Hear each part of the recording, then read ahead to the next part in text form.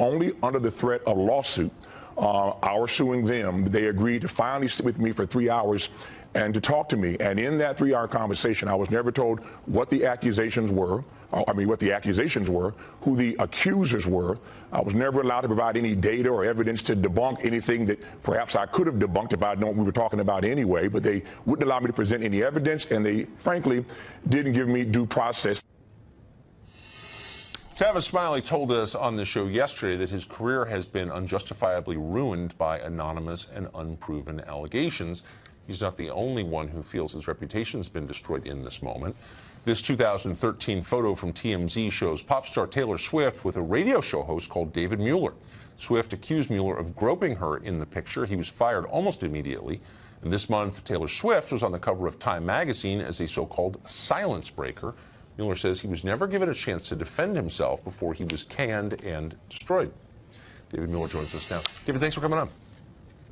Good evening, Tucker. Thanks for having me on. Good evening. So we have the picture. It looks like you're guilty. What about this are we misreading?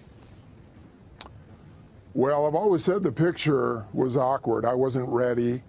My girlfriend was talking to Taylor just prior to the photo being snapped, and I was several feet away.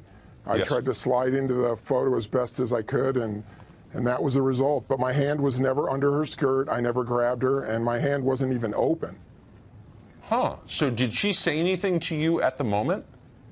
No, nobody did, Tucker. So she didn't whip around and Not say, even, get your hands off me or anything like that? No, and her bodyguard was right there, 5 feet away, and he didn't do anything.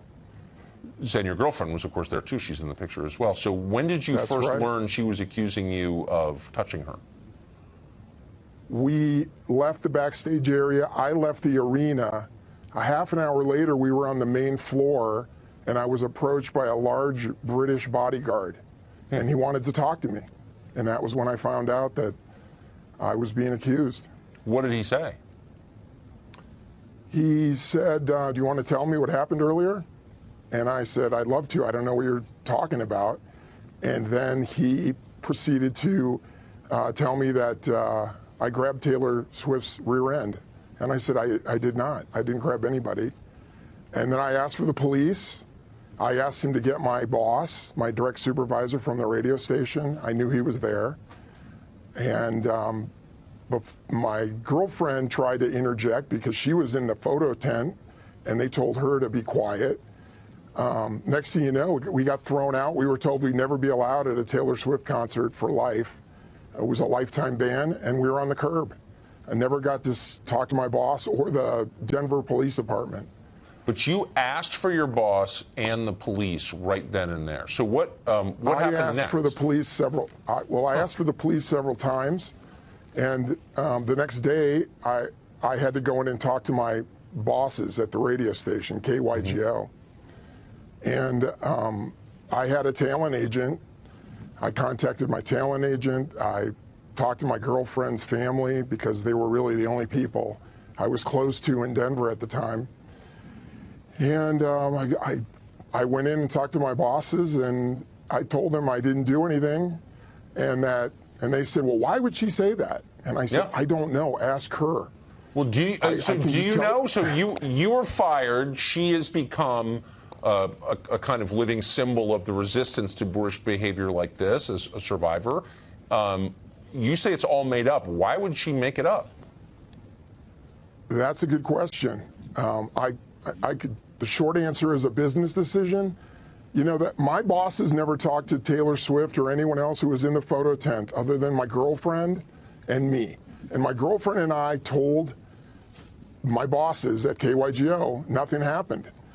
And they talked to one person from her group, from Team Taylor. Yeah. They never talked to Taylor. The first time I heard that Taylor Swift actually was accusing me was when she filed a counterclaim to my lawsuit. That's the first time. I didn't even know that she had said it, because when I was there, you would think she would have slapped me or said, dude, get your hand off me. She never said a word to me. I had no idea there was a problem, because it wasn't a problem. How has this affected your life? Well, the biggest thing it's done to me is put me in a position where I have to prove that I'm innocent, which is almost impossible, but I've done the best I can. I sat down for 2 independent polygraphs. I passed them both. I'm willing to do another one. I've talked to all my friends in radio. I've tried to recover from this career-wise, and so far I don't have many promising leads. I have a chance to get back in radio. I won't be at the level I was at.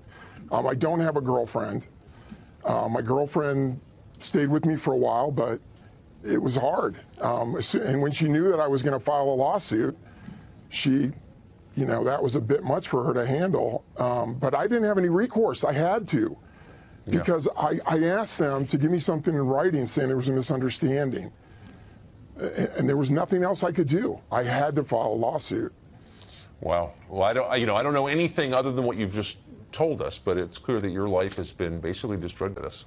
So we'll let our viewers judge for themselves. David, thank you for coming on. Thank you, Tucker.